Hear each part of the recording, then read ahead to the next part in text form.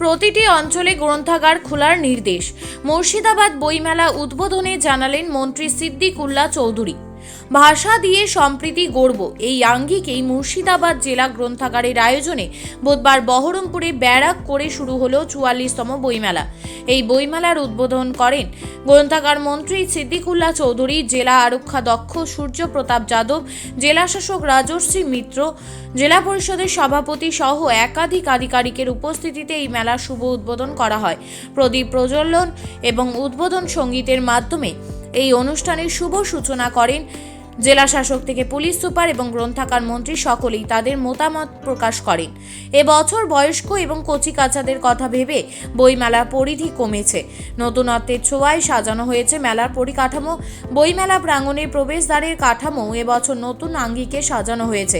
Stall সাজানো হয়েছে মুনি ঋষি, বিপ্লবী, স্বাধীনতা সংগ্রামী, সাহিত্যিক, কবি, লেখকদের ছবিতে।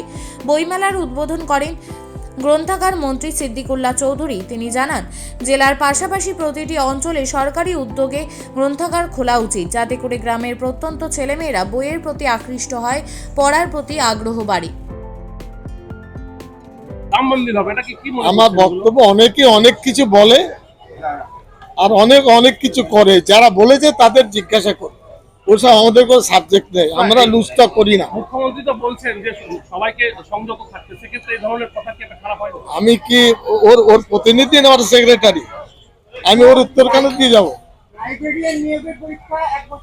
না না না, আপনার ভুল তথ্য।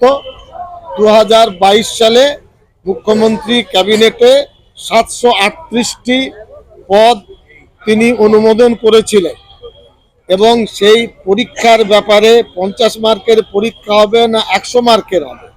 সুপ্রিম কোর্টের নিয়ম নীতির ভিত্তিতে 100 মার্কের পরীক্ষা হয়েছে। সেই পরীক্ষা দিয়ে এ পর্যন্ত 352 জন চাকরিতে যোগ দিয়েছেন। ডান, এটা আমি দায়িত্ব নিয়ে বলছি, বিভিন্ন জেলায়।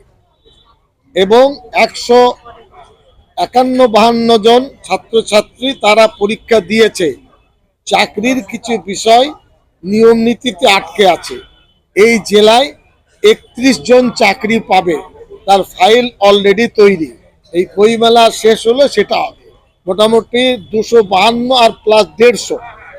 বাকি যে থাকবে 200, সেটা হলো এক্সামটেড ক্যাটাগরি আছে, অনেক প্রার্থী পাওয়া যাচ্ছে না।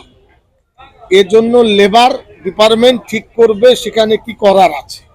এই প্রচারগুলো মিডিয়া দেয় না, মিডিয়া খালি বোমা বাঁধার প্রচার দেয়, মারামারির প্রচার দেয়, গঠনমূলক প্রচার মিডিয়ার কাছে নেই। এটা আমি অভিযোগ করছি প্রত্যেক মিডিয়ার কাছে।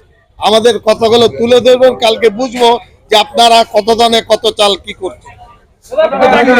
এই মুহূর্তে বাংলাদেশের পরিস্থিতি নিয়ে কি বলবেন?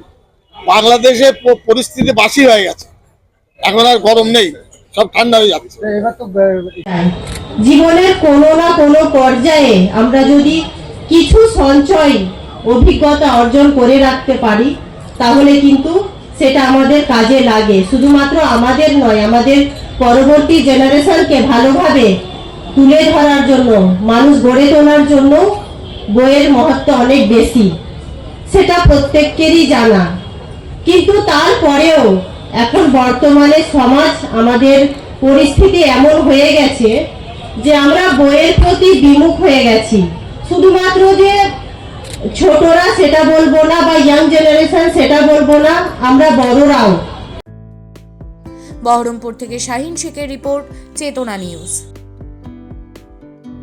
হলমার্ক সোনার গহনার বিপুল সম্ভার নিয়ে এলো জীবন্তীর সাকিব জুয়েলার্স। এখানে পাবেন দুর্দান্ত অফার। সোনার গহনার বিশ্বস্ত প্রতিষ্ঠান জীবন্তী সাকিব জুয়েলার্স অ্যান্ড মেকার্স। একাধিক আকর্ষণীয় সোনার গহনার নকশা নিয়ে হাজির সাকিব জুয়েলার্স।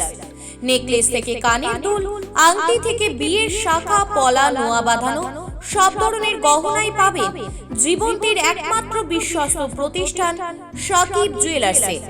এখানে গ্রাহকের মনের মতো করে গয়না তৈরি করে দেওয়ার ব্যবস্থা রয়েছে। শুধু সোনার গহনাই নয়, কম দামে রূপোর, চাঁদির গহনার অভাবনীয় কালেকশনও রয়েছে জীবন্তী সাকিব জুয়েলার্স অ্যান্ড মেকার্সে। আমাদের ঠিকানা জীবন্তী বাস স্ট্যান্ড, শাহিদ হাজি মার্কেট, কান্দি, মুর্শিদাবাদ। যোগাযোগ নম্বর 9932846770 অথবা 7478666786।